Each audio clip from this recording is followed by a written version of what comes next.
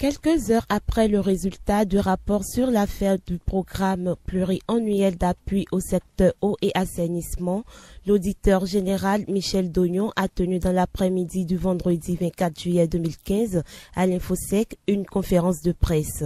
Au cours de cette rencontre, l'homme a rappelé que le rapport de 800 pages présenté par le cabinet d'audit Kroll a épinglé des opérateurs économiques qui ont créé des sociétés fictives. Tout ceci avec la complicité des cadres du ministère de l'Énergie. L'ampleur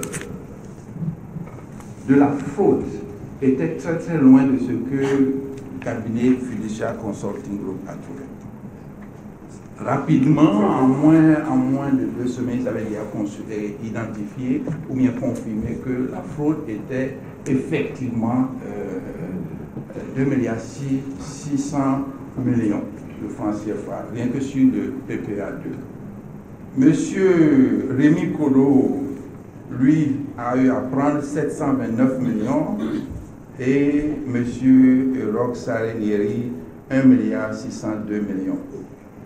Alors, comment ils ont pu le faire? C'est à travers des sociétés fictives, des sociétés d'écran et naturellement avec une complicité démontrée et soutenue, argumentée par le cabinet de tout le personnel, ou du moins des gros dirigeants, non seulement de la direction générale de l'eau, mais aussi au niveau du ministère de l'énergie et de l'eau d'alors. Ceux qui les ont aidés n'ont pas été aussi, entre griffes, intelligents. Parce qu'à leur niveau, c'était bête. Bête en ce sens que je vous ai dit tout à l'heure. Lorsque vous fractionnez, lorsque la loi dit qu'il faut passer,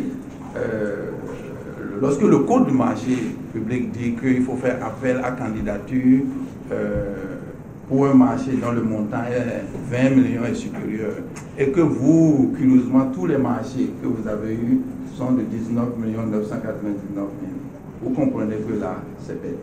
Pour le conseiller technique et juridique du chef de l'État, Raoul Atchikpa, qui était aux côtés de Michel Dognon, il faut faire rendre gauche à toutes les personnes impliquées dans ce scandale.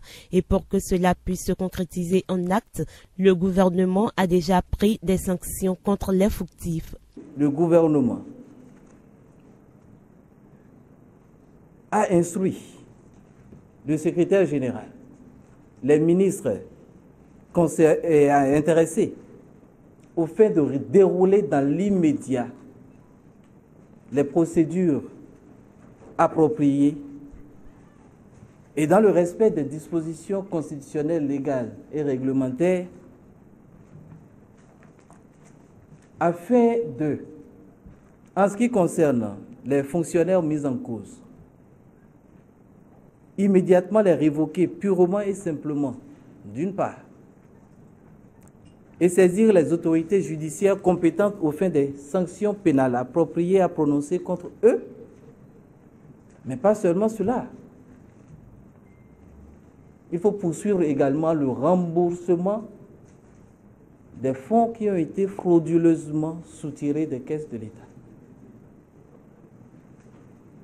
Concernant les opérateurs économiques cités, saisir immédiatement les autorités judiciaires compétentes au fin des sanctions appropriées contre toute personne que la juridiction pénale reconnaîtra auteur, co-auteur, complice, même receleur de fonds.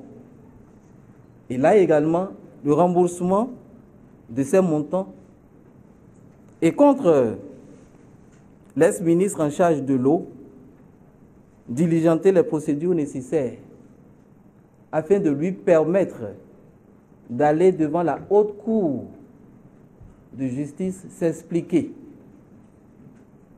En ce qui concerne l'ex-ministre de l'Énergie Barthélémy Cassa, actuellement député à l'Assemblée nationale, l'exécutif entend diligenter des procédures judiciaires contre lui afin de lui permettre de s'expliquer devant la haute cour de justice.